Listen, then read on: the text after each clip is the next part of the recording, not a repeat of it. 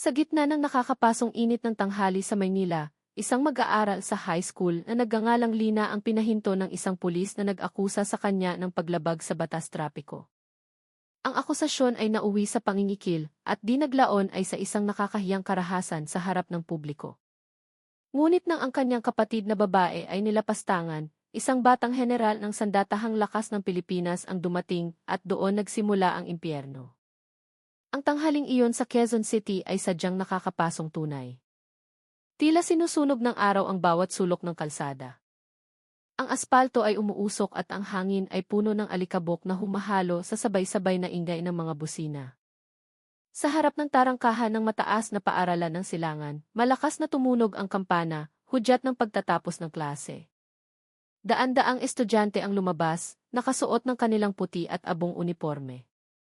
Ang ilan ay nagtatawanan, ang iba naman ay nagmamadaling tumakbo patungo sa kanilang mga motorsiklo o sa mga tricycle na nag-aabang sa gilid ng kalsada.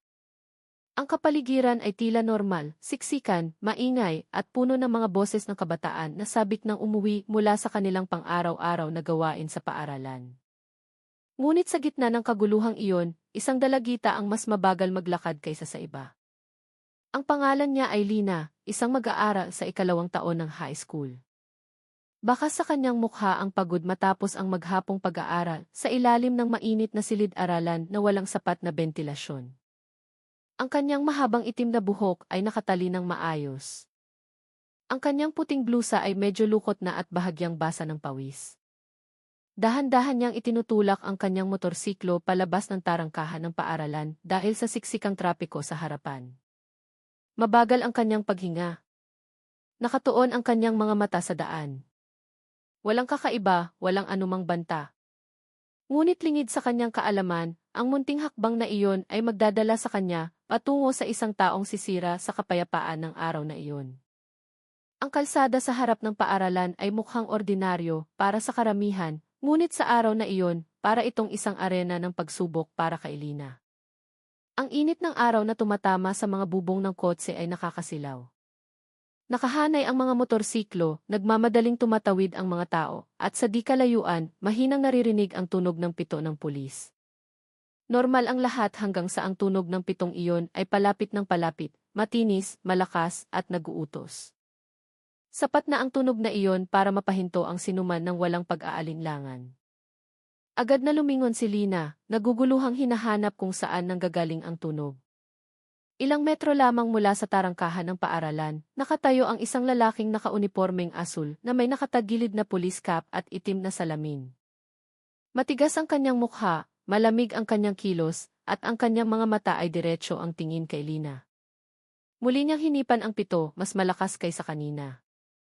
Binasag ng tunog na iyon ang ingay sa paligid at napahinto si Lina.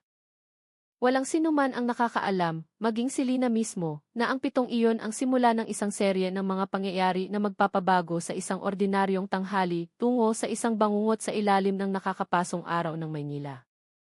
Tumunog muli ang pito. Sa pagkakataong ito, mas matinis at humihingi ng atensyon. Sa gitna ng ugong ng mga sasakyan at ng tirik na araw, pinilit ng tunog na iyon si Lina na huminto. Lumingon siya at nahagip ng kanyang mga mata ang isang lalaking nakaunipormeng asul na nakatayo sa gilid ng kalsada. Staff Sergeant Reyes, iyon ang nakasulat sa kanyang nameplate. Matipuno ang kanyang katawan, walang emosyon ang kanyang mukha, at ang tono ng kanyang boses ay parang isang utos, hindi isang paalala. Nakakrus ang kanyang mga braso sa dibdib at matalim siyang nakatingin kay Lina, na para bang sigurado na siyang nagkasala ang dalagita bago pa man ito makapagsalita. "Hoy, miss!" "Huminto ka," sigaw niya muli habang humahakbang pasulong. Maingat na itinigil ni Lina ang kanyang motorsiklo sa gilid, sinisikap na manatiling magalang kahit na naguguluhan. "Bakit po, sir?" tanong niya ng mahina. Bahagyang nanginginig ang kanyang boses dahil sa pagkagulat. Tinitigan siya ni Reyes na walang anumang bahid ng kabaitan. "Nag-beat the red light ka," sabi niya ng walang emosyon, ngunit may diin. Agad na kumunot ang noo ni Lina at tumingin sa kalsadang tinutukoy. "Red light po. Pero wala pa pong intersection sa unahan, pedestrian lane lang po yan." Tinaasan siya ng kilay ni Reyes, Lumapit ng isang hakbang, at nagbago ang tono ng kanyang boses, naging matalas. "Huwag kang sumasagot," sigaw niya. Nagulat si Lina, hindi niya inaasahan na sisigawan siya ng ganoon kalakas. Pero hindi pa po, bago pa niya matapos ang kanyang sasabihin, pinutol siya ni Reyes sa mataas na tono. "Kaya kong patunayan. Gusto mo bang tiketan kita o gusto mong ayusin na lang to ng mabilis?" Sabi niya habang marahang tinatapik ang motorsiklo ni Lina gamit ang dulo ng kanyang mga daliri. Hindi malakas ang kilos na iyon, ngunit sapat na para maramdaman ni Lina na tinatakot siya. Ang mainit na hangin ng tanghali ay biglang naging mas mabigat. Napalunok si Lina. Tumingin siya sa ilang mga taong nakatingin sa paligid, ngunit walang sinumang tumulong. Tumayo siya ng tuwid, sinisikap na panatilihin ang paggalang na itinuro sa kanya sa bahay. "Hindi po ako nag-beat the red light, sir. Dahan-dahan lang po ang takbo ko dahil traffic." Ngunit isang mapanuyang ngiti lamang ang nakuha niya mula kay Reyes. Sa loob ng ilang segundo, ang simpleng sitwasyon ay naging isang banta. Hindi na ito tungkol sa isang tiket sa trapiko, kundi tungkol sa kung sino ang maglalakas loob na labanan ang isang taong nakakaramdam ng kapangyarihan sa likod ng kanyang uniforme. Nagsimulang mamutla ang mukha ni Lina. Tinitigan niya si Reyes nang may pagkalito, hindi maintindihan kung bakit ang isang sitwasyon na dapat sana ay isang simpleng paalala lamang ay naging ganito katensyonado. Mahina ang kanyang boses, halos parang nagmamakaawa. "Pero wala po talaga akong kasalanan, sir," sabi niya ng marahan, sinusubukang magpaliwanag. Ngunit tumawa lang ng maikli si Reyes, habang matalim siyang tinititigan. "Lagi niyong sinasabi yan. Lahat ng nahuhuli ko, sinasabing wala silang kasalanan," sabi niya na maihalong pangungutya. Lumapit siya ng isa pang hakbang. Isang dangkal na lang ang layo niya kay Lina. "Ganito na lang, 5,000 piso, tapos na ang usapan. Hindi na kailangang maging komplikado pa sa presinto." Natigilan si Lina. Ang mga salitang iyon ay parang kulog sa gitna ng tirik na araw. 5,000. "Wala po akong ganoong kalaking pera, sir," tumaas ang kanyang boses ng hindi namamalayan. Hindi dahil sa katapangan, kundi dahil sa matinding pag-aalala. Nanliit ang mga mata ni Reyes at tumingin siya sa kaliwat kanan, tinitiyak na nakikita siya ng mga tao, na para bang gusto niyang ipahiya si Lina. "Sige, kung wala kang pera, sumama ka sa akin sa presinto. Isusulat ko to bilang isang mabigat na paglabag para matuto ka," malamig niyang sabi habang tinatapik-tapik ang kanyang buklet ng tiket. Ang tono ng kanyang boses ay naging isang malinaw na banta. Walang bahid ng awa ang kanyang mukha, at sinuri ng kanyang mga mata si Lina mula ulo hanggang paa, na naging dahilan upang yumuko ang dalagita at yakapin ng mahigpit ang kanyang bag. Pakiramdam niya ay nanlalambot ang kanyang mga binti, ngunit sinubukan niyang manatiling nakatayo ng tuwid. "Sir, wala po talaga akong pera. Gusto ko na pong umuwi," mahina niyang sabi. Ngunit walang pakialam si Reyes. Tama na ang dahilan, sabi niya ng walang emosyon habang ngumingisi. Ang kanyang tingin ay puno ng kapangyarihan, na para bang ninanamnam niya ang takot na nagsisimulang mabuo sa mukha ng dalagita. Patuloy ang daloy ng trapiko sa kanilang paligid, ngunit para kay Lina, tila huminto ang mundo. Naririnig niya ang mabilis at mabigat na tibok ng kanyang sariling puso. Sa gitna ng init, nanlalamig ang kanyang katawan. Hindi niya alam kung ano ang gagawin. Habang sa kanyang harapan ay nakatayo ang isang alagad ng batas na dapat sana ay nagpoprotekta sa kanya, ngunit sa halip ay nanggigipit, nag-aakusa, at nangingikil ng walang anumang awa. Nagsimulang magpanik si Lina. Tensyonado ang kanyang mukha. Tumingin ang kanyang mga mata sa kaliwat kanan, naghahanap ng tulong. Ngunit walang sinumang nangahas na lumapit.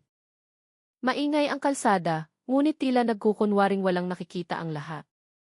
Ang ingay ng mga sasakyang dumaraan ay tila malayo, napalitan ng tunog ng kanyang sariling paghinga na nagsisimula ng bumigat.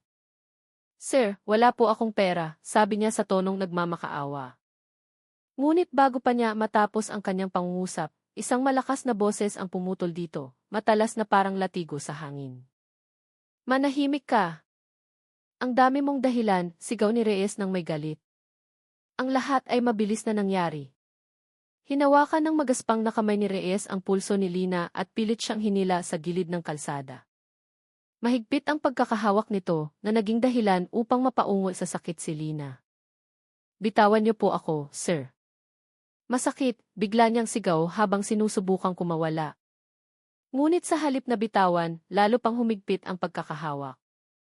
Lumalaban ka, ha? Tugon ni Reyes sa tonong nagbabanta. Nag-aapoy sa galit ang kanyang mga mata. Hindi na ito kilos ng isang alagad ng batas na nagpapatupad ng regulasyon, kundi ng isang taong nagagalak sa takot ng kanyang biktima. Napatingin ang ilang tao sa paligid, may ilan pang ang huminto, ngunit walang kumilos. Mayroong mga bumubulong lang, mayroon namang piniling maglakad ng mabilis na para bang ayaw masangkot. Pakiramdam ni Lina ay nag-iisa siya. Sumisigaw ng tulong ang kanyang puso, ngunit ang kanyang boses ay napipinang takot. Sinubukan niyang bawiin ang kanyang kamay, ngunit walang nangyari. Ang pagkakahawak ni Reyes ay parang bakal. Nagsimulang tumulo ang pawis na may kasamang luha sa kanyang mga pisngi. Hindi na niya alam kung ano ang mas masakit, ang kanyang pulso na mahigpit na hawak, o ang takot na bumabalot sa kanyang dibdib. Matamang nakatingin pa rin si Reyes, nakatayo ng sobrang lapit, at nagsalita sa malamig na tono, akala mo ba basta-basta ka lang pwedeng sumagot sa pulis? Gusto mong gumawa ako ng report na nanlaban ka sa otoridad? Ang mga salitang iyon ay hindi na isang babala, kundi isang tunay na banta. Sa ilalim ng tirik na araw ng Maynila, naramdaman ni Lina na hindi lahat ng uniporme ay nangangahulugan ng proteksyon. Dinagtagal matapos ang kaguluhan, 2 pang pulis ang lumapit mula sa isang maliit na police community precinct sa gilid ng kalsada. Pareho ang kanilang uniporme, asul na may itim na pantalon at nakatagilid na cap. Ang kanilang mga mukha ay nagpakita ng ekspresyon na hindi simpatya, kundi pang-aasar. Isa sa kanila ay bumisi ng malapad habang nakahalukip-kip. Wow, Sergeant Reyes, pati high school student pinapatulan mo, sabi niya ng malakas, sinadya upang marinig ng mga tao sa paligid. Sumagot naman ang isa pa na may kasamang magaspang na tawa. Bibigyan mo ba ng leksyon para maging magalang, sir? Sabi niya habang tinitingnan si Lina mula ulo hanggang paa na parang sinusuri ang isang bagay. Ang kanilang tawanan ay malakas at mapanlait. Nanginginig si Lina. Nanigas ang kanyang katawan. Nanginginig ang kanyang mga daliri habang mahigpit na hawak ang kanyang school bag. Hindi niya alam kung ano ang isasagot. Ang kanyang boses ay tila naipit sa kanyang lalamunan. Sumikip ang kanyang dibdib at nagsimulang mamasa ang kanyang mga mata. Sinubukan niyang umatras ng isang hakbang, ngunit agad na pinigilan ng isa sa kanila ang kanyang balikat. Huwag kang masyadong malikot, miss, sabi ng isa sa mga pulis sa tonong medyo nagbibiro, ngunit ang kanyang boses ay maihalong tunay na banta. Sige na, ako na ang bahala rito, sabi ni Reyes habang tinitingnan ang 2 kasama na may bahagyang ngiti. Mukhang hindi pa alam ng batang ito kung paano rumespeto sa otoridad. Ang kanyang sinabi ay sinundan ng mahinang tawanan mula sa 2 na para bang pinagtatawanan nila ang isang bagay na sa tingin nila ay nakakatawa. Ngunit para kay Lina, ang tawanan na iyon ay mas nakakatakot kaysa sa anumang sigaw. Sa ilalim ng nakakapasong init na sumusunog sa balat, nakatayo si Lina sa gitna ng 3 nakaunipormeng pulis. Nagsimulang lumabo ang kanyang paningin dahil sa mga luhang pinipigilan. Tila lumiit ang mundo sa kanyang paligid. Walang kaibigan, walang boses na nagtatanggol sa kanya. Tanging magaspang na tawanan at matatalim na tingin lamang mula sa mga taong dapat sana ay nagpapatupad ng katarungan. Nawalan na ng pasensya si Reyes. Sa isang malakas na tulak, bumagsak ang katawan ni Lina sa mainit na aspalto. Malinaw na narinig ang tunog ng pagbagsak na nagpalingon sa ilang tao sa paligid. Ang kanyang puti at abong uniporme ay nadumihan ng alikabok, humapdi ang kanyang mga tuhod, at nanginginig ang kanyang paningin habang nakatingin sa taong nasa harapan niya. Wala po akong kasalanan. Tulong, sir, sigaw niya sa paos na boses sa gitna ng sakit at takot. Ngunit hindi pinansin ni Reyes. Tinitigan lamang siya ng malamig. Bahagyang humisi ang kanyang mga labi bago sumagot ng maikli para magtanda ka. Walang pag-aalinlangan, lumingon si Reyes sa 2 kasamahan na nakatayo pa rin at nanonood. Tulungan niyo akong itali siya. Sa poste na iyon, utos niya habang itinuturo ang isang poste ng kuryente sa gilid ng kalsada. Isa sa kanila ay saglit na tumawa ng maikli, iniisip na biro lamang ang utos. Ngunit hindi nagbibiro si Reyes. Ang tono ng kanyang boses ay matigas at puno ng galit. Bilisan nyo, itali nyo sabi niya muli. Sa pagkakataong ito, mas malakas. Kumilos ang dalawang pulis. Isa ang humila sa kamay ni Lina, habang ang isa naman ay humawak sa kanyang mga paa. Nagpumiglas si Lina sa abot ng kanyang makakaya, ngunit mas malakas sila. Sir, wag po. Tulong po, sir. Wala po akong kasalanan, sigaw niya. Ngunit ang tunog ng kanyang iyak ay tumalbog lamang sa gitna ng ingay ng mga sasakyang dumaraan at sa mga tingin ng mga taong piniling manahimik. Sa loob ng ilang segundo, ang katawan ni Lina ay itinali sa poste ng kuryente gamit ang puting plastik na tali na karaniwang ginagamit para sa mga nakumpiskang bagay. Ang mga residente sa paligid ay nakatayo lamang sa malayo. Ang ilan ay tila nag-aalangan habang ang iba naman ay itinaas pa ang kanilang mga cellphone. Lihim na kinukunan ng video ang pangyayari. Walang lumapit. Walang nangahas. Tanging ang boses lamang ni Reyes ang malinaw pa ring naririnig sa gitna ng init na sumusunog sa balat. Tandaan mo to para malaman mo kung ano ang pakiramdam, para sa susunod hindi ka na magmamarunong sa harap ng otoridad. Sa sandaling iyon, ang katarungan ay tuluyang yurakan sa gitna ng isang abalang kalsada ng syudad. Habang ang isang mag-aaral sa high school ay umiiyak lamang sa ilalim ng poste ng kuryente, nakatali ang katawan at wasak ang dignidad. Ang katawan ni Lina ngayon ay nakabitin ng patiwarik sa isang poste ng kuryente sa gilid ng kalsada. Ang kanyang dalawang kamay at paa ay nakatali ng plastic strap na bumaon sa kanyang balat hanggang sa mamula ito. Ang kanyang mahabang itim na buhok ay nakalugay, tinatakpan ang bahagi ng kanyang mukha na puno ng luha at alikabok. Ang kanyang abong palda ay bumagsak dahil sa grabidad na nagdulot ng matinding kahihiyan sa harap ng maraming mga matang nakatingin, ngunit walang lakas ng loob na kumilos. Nagpupumiglas siya, sinusubukang kumawala, ngunit habang lalo siyang gumagalaw, lalong humihigpit ang tali. Hirap siyang huminga. Namumula ang kanyang mukha dahil sa posisyong patiwarik na nagpipigil sa daloy ng dugo. Tulong po, wala po akong kasalanan, mahina niyang sabi. Ang kanyang boses ay halos mawala sa ugong ng mga sasakyang dumaraan. Ngunit, wala ni isa man sa mga pulis ang nagpakita ng simpatsya. Sa halip, malakas na tawanan ang narinig mula sa mga taong dapat sana ay nagpapatupad ng batas. Tingnan mo, Sergeant Reyes, ang tapang ng batang to, sabi ng isa sa kanila habang tinatapik ang balikat ni Reyes at malakas na tumatawa. Para magtanda, para sa susunod matuto ng gumalang sa otoridad, dagdag ng isa pa. Ang kanilang tawanan ay umalinggaw-ngao na parabang ang paghihirap ni Lina ay isang palabas lamang sa tanghaling iyon. Ilan sa mga residente ang nagtakip ng kanilang bibig, nagulat ngunit hindi nangahas na kumilos. May isang sumubok magsalita, Sir, parang awan niyo na, estudyante yan. Ngunit ang matalim na tingin ni Reyes ay nagpaurong sa kanila. Huwag kayong makialam dito. Trabaho namin to, sigaw ni Reyes sa tonong nagbabanta. Ang residenteng iyon ay piniling manahimik, natatakot na siya ang susunod na puntiryahin. Samantala, walang tigil ang pag-agos ng luha ni Lina. Ang kahihiyan ay mas malalim kaysa sa pisikal na sakit. Ramdam niya ang bawat tingin, bawat bulong, bawat kamera ng cellphone na nakatutok sa kanya. Tila huminto ang mundo, ngunit ang pagdurusa ay tunay. Sa ilalim ng nakakapasong araw, isang mag-aaral sa high school ang ipinahiya sa harap ng publiko. At sa kabilang dako, ang batas ay nakatayo lamang, nanonood ng walang puso. Ilang residente ang nakatayo sa kabilang kalsada, pinapanood ang eksena na may tensyon sa kanilang mga mukha. Isang batang ina ang yumakap sa kanyang anak habang marahang bumubulong, kawawa naman yung bata.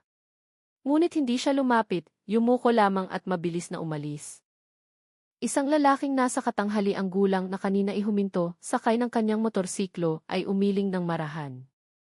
Pero pulis yan, hindi tayo pwedeng makialam, mahina niyang sabi sa katabing motorista. Ang kanyang boses ay parang isang pagdadahilan, ngunit mas angkop na tawaging takot. Walang sinuman ang nangahas na tumawid para tumulong. Ilan sa mga mas bata ay inilabas pa ang kanilang mga cellphone, lihim na kumukuha ng video mula sa isang ligtas na distansya. Ang lente ng kanilang mga kamera ay nakatutok sa katawan ni Lina na nakabitin, kinukuhanan ang kanyang maputlang mukha at magulong buhok. Walang nagsasalita, walang sumisigaw para sa katarungan. Ang tanging naririnig ay mga bulungan at buntong hininga ng simpatya na hindi kailanman nangahas na maging aksyon. Diyos ko, ginaganyan ang ganyang kaliit na bata, bulong ng isang matandang babae na may pait sa tono. Samantala, si Reyes at ang kanyang dalawang kasama ay nakatayo pa rin malapit sa poste. Tila ipinagmamalaki ang kanilang ginawa. Nag-uusap sila sa mababang tono na may kasamang maikling tawanan. Walang pakialam na dose-dose ng mga mata ang nanonood. Ilan sa mga residente ay nagsimulang yumuko. Hindi na makatiis na tingnan ang eksena. Ngunit walang sinuman ang may sapat na lakas ng loob na pigilan sila. Tila nabingi ang mundo sa isang malinaw na krimen. Ang ugong ng mga sasakyan sa pangunahing kalsada ay muling nanaig, na para bang nilamon na lamang ang pangyayari. Sa gitna ng init ng tanghali at ng abalang syudad, isang mag-aaral sa high school ang nakabitin sa isang nakakahiyang posisyon. Habang ang katarungan ay dumaan lamang sa harap ng kanyang mga mata nang hindi humihinto. Isang malakas na sigaw ang biglang bumasag sa katahimikan sa gitna ng mga tao. Bitawan ninyo din, kapatid B, sigaw ng isang tao sa tono na umalinggaw at puno ng galit. Ang boses na iyon ay malalim at matatag kaya't lahat ng ulo ay sabay-sabay na lumingon sa pinanggalingan nito. Mula sa pagitan ng mga residenteng maihawak pa rin ang cellphone, lumitaw ang isang matangkad at malaking lalaki na nakasuot ng berdeng camouflage uniform na mabilis na naglalakad palapit. Mabibigat ang kanyang mga hakbang, yumayanig sa aspalto sa bawat tapak. Biglang nagbago ang kapaligiran. Ang tawanan ng mga pulis na kanina ay malakas ay unti-unting nawala, napalitan ng tensyon na bumalot sa hangin. Ang mga residenteng kanina inanonood lamang ay umatras upang magbigay daan ng hindi inuutusan. Ilan ay agad na nagbulungan sa isa't isa, sundalo iyan, di ba? Nanginginig ang kanilang mga boses sa pagitan ng paghanga at takot. Mula sa malapitan, kitang-kita ang kanyang matigas na mukha, ang kanyang matatag na panga, at ang kanyang mga matang kasing talim ng kutsilyo. Siya si Miguel, ang nakatatandang kapatid ni Lina, isang batang brigadier general ng sandatahang lakas na kararating lamang mula sa isang pagsasanay militar sa ibang probinsya. Mabigat ang kanyang paghinga, ngunit matatag ang kanyang mga hakbang patungo sa post kung saan nakabitin si Lina. Nang huminto si Miguel sa harap mismo nila, natigilan ang tatlong pulis. Si Reyes na kanina ay napakatapang ay biglang nawala ng yabang. Nanigas ang kanyang mukha, tumulo ang pawis sa kanyang sentido, kahit na sinusubukan niyang tumayo ng tuwid. Ginagampanan ko lang po ang tungkulin ko, sir, sabi niya ng pautal-utal, ngunit hindi sumagot ang general. Ang kanyang paningin ay diretso sa kanyang kapatid na nakabitin. Magulo ang buhok nito, namumula ang mukha, at mahinang nanginginig ang katawan. Ang tingin na iyon ay naging isang nag-aalab na apoy sa kanyang dibdib. Kinuyom ni Miguel ang kanyang kamao. Mabigat ngunit malinaw ang kanyang tono nang muli siyang magsalita. Sa pagkakataong ito, mas malamig at nakakatakot. Naglakas loob kayong ipahiya ang isang high school student sa gitna ng kalsada, sa harap ng maraming tao. Umalingaw-ngaw ang kanyang boses, na nagpatahimik sa mga residente sa paligid. Wala nang tawanan, wala nang pang-aasar. Tanging tensyon lamang ang nakabitin sa hangin, habang ang isang galit na sundalo ay nakatayo sa harap ng mga alagad ng batas na nawalan na ng sariling respeto. Humarap si Miguel na may naninigas na mukha. Ang kanyang mga mata ay matalim na nakatitig kay Reyes at sa dalawa nitong kasamahan na nakatayo pa rin malapit sa poste ng kuryente. Ang kanyang boses ay sumabog na parang kulog sa gitna ng tirik na araw. Sino ang naglakas loob na ipahiya ang kapatid ko ng ganito? Ang tono ng kanyang boses ay yumanig, puno ng galit at otoridad. Ang mga residenteng nakatayo sa paligid ay biglang umatras ng ilang hakbang habang si Reyes ay natigilan sa kanyang kinatatayuan. Nanginginig ang kanyang mga labi. Pinapatupad ko lang po ang batas, sir. Lumabag po kasi siya sa patakaran, pautal-utal niyang sagot. Ang kanyang boses ay mas mahina na kaysa kanina. Nagpapatupad ng batas, sigaw ni Miguel habang matalim na tinititigan si Reyes. Anong nilabag niya? Hindi ito pagpapatupad ng batas, ito ay pagpapahirap. Ang boses na iyon ay umalingaw ng napakalakas, kaya't maging ang mga taong kumukuha ng video ay napababa ng kanilang mga cellphone. Biglang tumahimik ang paligid. Tanging ang mabigat na paghinga ni Miguel at ang tunog ng pagkiskis ng kanyang uniforme ang naririnig habang kinukuyom niya ang kanyang mga kamay. Lalo pang dumilim ang tingin ng kanyang mga mata at hindi na maitago ang galit sa kanyang mukha. Tiningnan ni Miguel ang kanyang kapatid na nakabitin pa rin ng patiwari. Ang mukha ni Lina ay puno ng alikabok at luha. Lina, mahina niyang sabi ngunit puno ng panginginig ng damdamin. Sa isang iglap, nang walang pag-aalinlangan, lumapit siya at agad na hinawakan ang tali sa poste. Sa isang malakas na hila, pinutol niya ito. Dahan-dahang bumagsak ang katawan ni Lina sa kanyang mga bisig. Ang mga residenteng nakakita ay napigil ang hininga, may ilan pang ang napaluha nang makitang sa wakas ay nakalaya na ang dalagita. Matapos matiyak na ligtas si Lina sa kanyang mga bisig, muling lumingon si Miguel sa tatlong pulis. Ang kanyang boses sa pagkakataong ito ay mas mababa, ngunit mas nakakabanta. Kung inaamin niyo pang mga tao kayo, tumayo kayo at sumagot, sino ang nag-utos sa inyo na tratuhin ang isang sibilyan na parang hayop? Walang sumagot. Tanging takot lamang ang mababasa sa mga mata ng tatlong nakaunipormeng lalaki na ngayon ay alam na ang galit ng isang kuya, lalo na ng isang sundalo, ay hindi isang bagay na kaya nilang harapin gamit ang dahilan o ranggo. Agad na lumuhod si Miguel sa harap ng poste ng kuryente at tinanggal ang mga plastic strap na nakatali sa mga kamay at paa ni Lina. Mabilis ngunit maingat ang kanyang mga kilos, puno ng kontrol sa pagitan ng galit at pagmamahal. Isa-isang natanggal ang mga tali hanggang sa tuluyan ng maibaba ang katawan ni Lina. Sinalo niya ang kanyang kapatid gamit ang dalawang kamay upang hindi ito bumagsak sa aspalto. Kalma ka lang, Lina, andito na si kuya. Mahina ngunit matatag niyang sabi. Ang kanyang boses ay nagbibigay ng kapanatagan sa gitna ng tensyonadong kapaligiran. Nanginginig si Lina sa kanyang yakap, blanko ang kanyang mga mata. Walang tigil pa rin ang pag-agos ng kanyang mga luha ng walang tunog. Tiningnan ni Miguel ang mukha ng kanyang kapatid na puno ng alikabok, saka dahan-dahang tumayo at humarap kay Reyes at sa mga kasama nito. Naging malamig ang kanyang mukha. Tumingkad ang kanyang mga mata na parabang tinitimbang kung kaya pa niyang pigilan ang kanyang galit.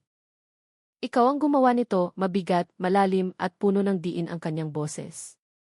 Si Reyes, na nakatayo sa harap ng poste, ay sinubukang panatilihin ang kanyang otoridad, ngunit nanginginig ang kanyang mga labi. Pwede naman po natin itong pag-usapan ng maayos, sir, mabilis niyang sabi, sinusubukang humanap ng paraan para makipag-ayos. Ngunit bago pa matapos ang pangungusap na iyon, isang malakas na boses mula kay Miguel ang pumutol dito na parang latigo. Wala nang pag-uusapan, sigaw niya. Ang tono na iyon ay yumanig sa buong kapaligiran. Lahat ng tao sa paligid ay biglang natahimik. Ang mga residenteng kumukuha pa rin ng video ay hindi na malayang naibaba ang kanilang mga cellphone. Tila huminto ang hangin. Tanging ang mabigat na paghinga lamang ni Miguel ang maririnig, puno ng pinipigilang galit. Ang kanyang tingin ay tumagos diretso kay Reyes, na para bang isang hakbang pa ay magiging isang aksyon na. Umatras si Reyes ng kalahating hakbang, tumutulo ang pawis mula sa kanyang sentido. Ang dalawa niyang kasama ay nagkatinginan, naguguluhan kung tutulong ba o tatakbo. Ngunit hindi sila binigyan ni Miguel ng pagkakataon. Tumayo siya ng tuwid, hinarangan si Lina mula sa kanilang paningin. Akala niyo ba dahil sa uniforme niyo ay hindi na kayo sakop ng batas? Mahina ngunit malinaw niyang sabi. Ngayong araw, malalaman niyo ang pagkakaiba ng isang tagapagpatupad ng batas at ng isang kriminal. Mabilis na humakbang si Miguel nang walang babala. Ang kanyang kanang kamao ay lumipad at tumama ng diretsyo sa panga ni Reyes na may malakas na tunog na umalingaw-ngaw. Tumilapon si Reyes, tumama sa isang motorsiklong nakaparada sa gilid ng kalsada bago bumagsak sa aspalto. Agad na umagos ang dugo mula sa kanyang mga labi, humalo sa alikabok at pawis. Biglang tumahimik ang paligid, walang nangahas na magsalita. Ang mga residenteng kanina inanonood lamang ay natigilan, napagtantong ang galit ng isang kuya na nakita ang kanyang kapatid na ipinahiya ay hindi isang bagay na mapipigilan. Ang dalawang pulis na nakatayo malapit sa poste ay agad na kumilos. Isa sa kanila ay sumubok na suntukin si Miguel mula sa gilid, ngunit agad na nahawakan at napilipit ang kanyang kamay. Mabilis siyang sinipa ni Miguel sa dibdib na nagpatilapon sa lalaki at tumama sa isang motorsiklo hanggang sa matumba ito. Ang isa naman ay sumubok na umatake mula sa likod, ngunit 1 kilos lamang ang kinailangan ni Miguel para umikot at ibagsak ito sa bangketa. Isang malakas na tunog ng pagbagsak ang narinig, sinundan ng isang ungo ng sakit. Tumayo ng tuwid si Miguel sa gitna nila.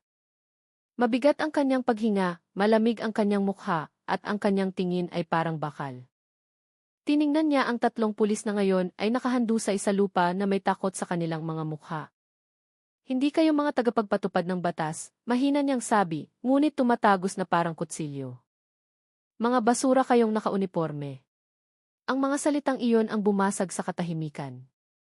Walang nangahas na sumabat. Si Reyes ay umuungol lamang sa sakit.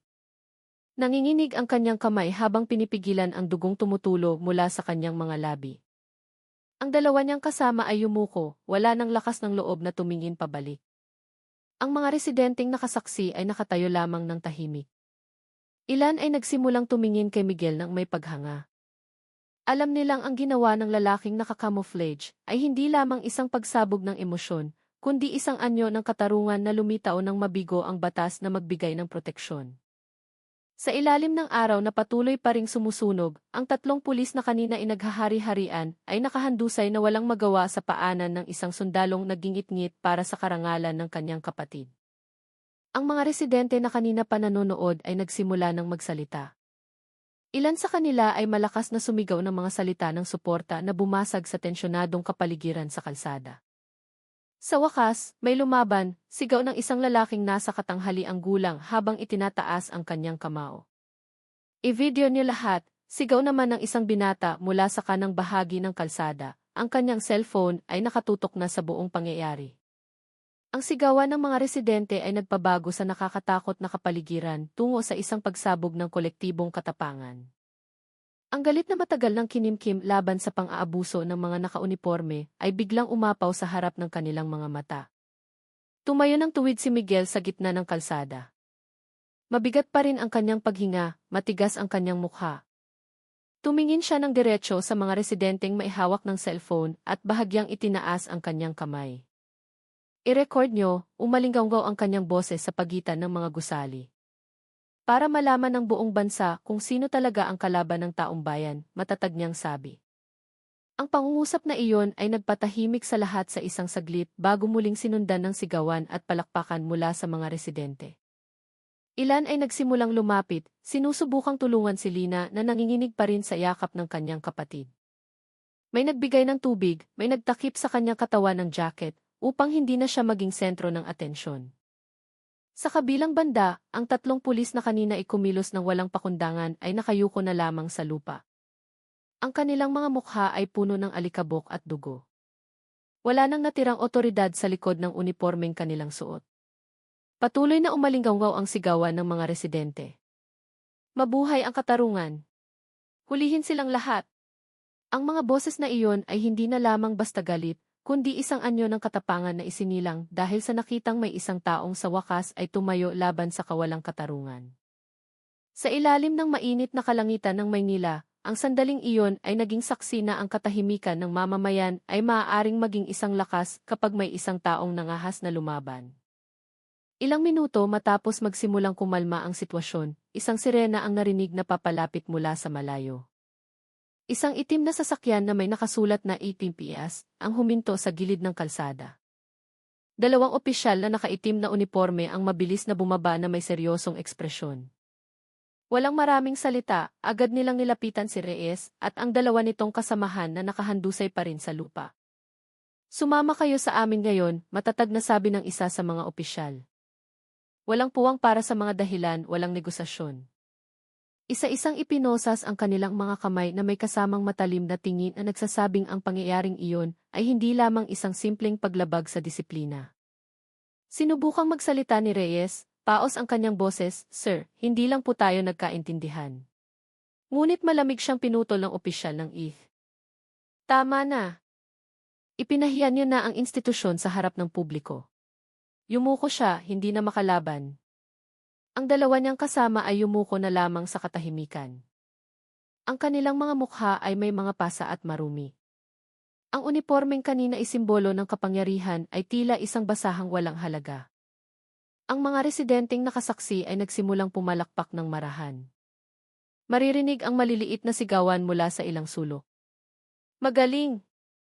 Para magtanda sila. Sa wakas, nahuli rin. Ang mga boses na iyon ang sumabay sa paglakad ng mga opisyal habang dinadala ang 3 pulis patungo sa sasakyan. Ang kapaligiran na dating puno ng galit ay unti-unting napalitan ng ginhawa. Sa unang pagkakataon mula noong tanghaling iyon, nakita ng mga tao ang isang senyales na ang katarungan ay tunay na maaaring bumaba sa parehong lugar kung saan ginawa ang krimen. Nakatayo si Miguel sa tabi ni Lina, tahimik na pinapanood silang dalhin palayo. Wala siyang sinabi, huminga lamang ng malalim. Sa kabilang banda, tiningnan ni Lina ang kanyang kapatid na may namumugtong mga mata. Nanginginig ang kanyang mga labi, ngunit walang salitang lumabas. Marahang tinapik ni Miguel ang kanyang balikat at sinabi sa mababang tono, tapos na, Lina. Ngayon, hayaan nating ang batas ang magsalita. Sa kalsadang kanina ay naging lugar ng kahihiyan, tila may kakaibang pakiramdam. Mainit pa rin, ngunit sa unang pagkakataon, ang hangin ay nagdala ng pakiramdam ng ginhawa na nagsisimula ng manalo ang katotohanan. Sa loob ng sasakyan ng militar na dahan-dahang umaalis sa lugar, ang kapaligiran ay tahimik at mabigat.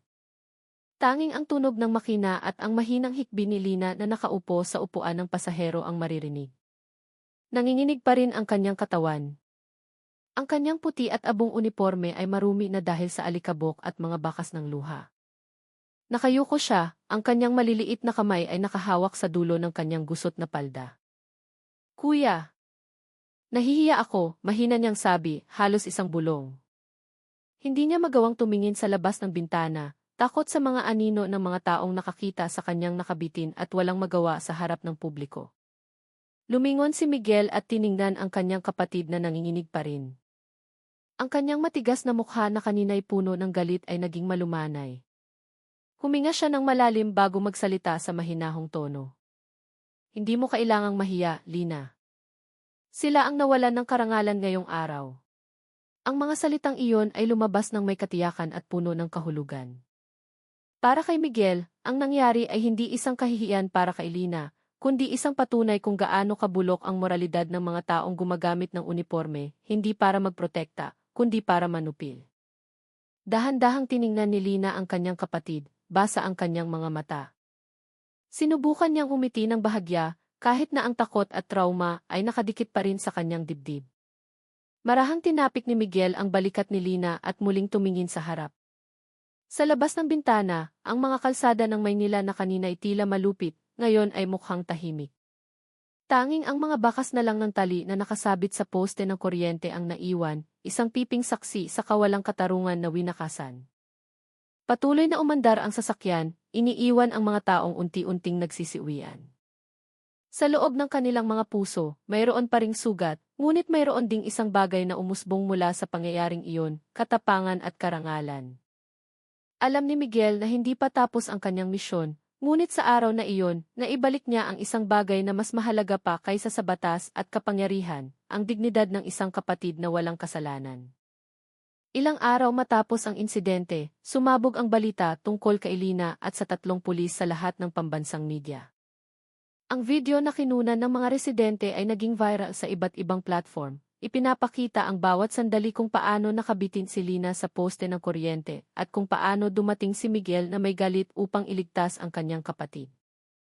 Ang mga kuha ay yumanig sa publiko. Ang mga hashtag tungkol sa kaso ay naging trending sa social media, sinamahan ng libu-libong komento mula sa mamamayan na mariing kinondena ang karumaldumal na ginawa ng mga salarin at humihingi ng katarungan. Ang mga mukha ni Reyes at ng dalawa niyang kasamahan ay nakapaskil sa mga screen ng telebisyon, hindi na bilang mga tagapagpatupad ng batas, kundi bilang simbolo ng pag-abuso sa kapangyarihan. Mabilis na kumilos ang PNP. Sa maikling panahon, isinagawa ang investigasyon at lahat ng ebidensya at video ay nakalap. Ang resulta ay hindi maikakaila, na patunayang nagkasala ang 3 ng mabigat na paglabag. Sa isang opisyal na press conference, tumayo ang hepe ng V sa harap ng podyum na may matigas na mukha at matatag na boses. Si Police Staff Sergeant Reyes at ang dalawa niyang kasamahan ay tinanggal na sa kanilang mga posisyon, sinibak ng walang karangalan at hinatulan ng 10 taong pagkakakulong para sa mga kasong pang-aabuso, pag-abuso sa kapangyarihan, at karahasan laban sa isang menor de edad. Titiyakin naming magiging aral ito para sa lahat ng miyembro, matatag niyang sabi sa harap ng 12-dosenang mga kamera ng balita. Ang video ng komperensya ay isinahimpapawid sa buong bansa. Tinanggap ito ng mamamayan ng may ginhawa. Bagamat marami pa ring humihingi na hindi na maulit ang ganitong kaso, sa kabilang banda, tumayo si Miguel sa harap ng mga mamamahayag na naghihintay ng kanyang komento.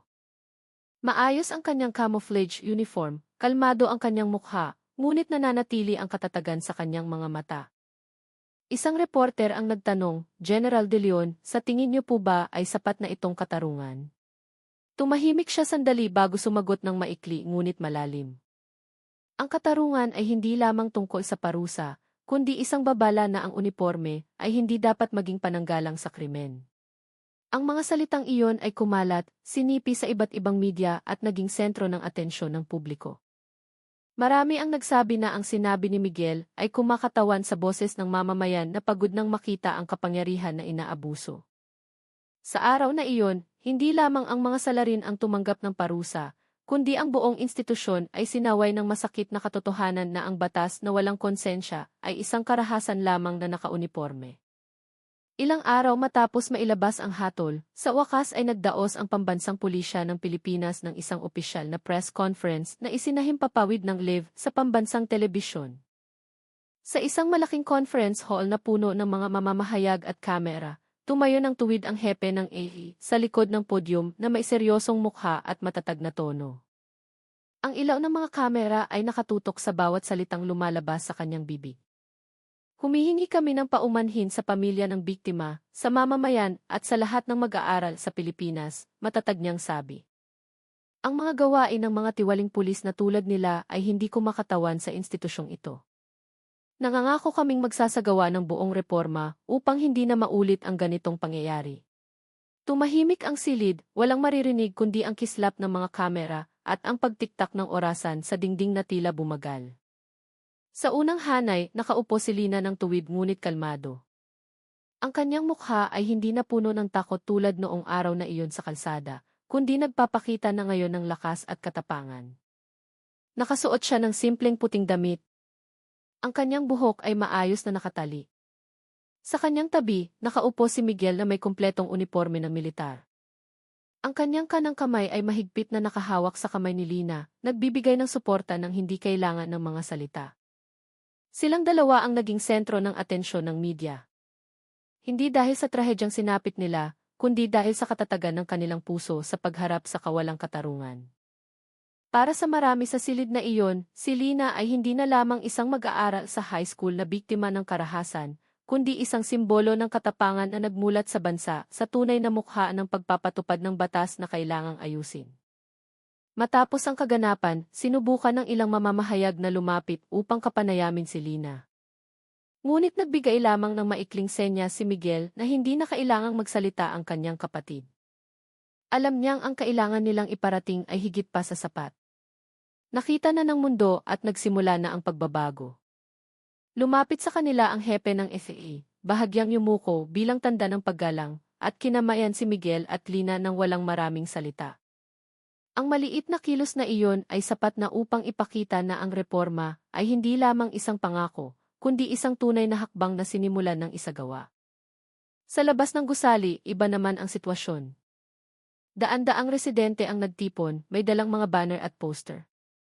Hindi dahil sa galit, kundi dahil sa pag-asa. Sa gitna ng mga mukha, isang malaking banner ang malinaw na nakalatag na may nakasulat, Dengue uniforme, hindi nagpapatama, mali. Yan ay katarungan para de lahat. Ang pangungusap na iyon ay naging bagong simbolo para sa kilusan ng mamamayan na nais makita ang isang malinis at makataong batas. Sa araw na iyon, hindi lamang isang paghingi ng tawad ang nasaksihan ng Maynila, kundi ang pagsilang ng isang bagong kamalayan na ang katarungan ay hindi pag-aari ng uniforme.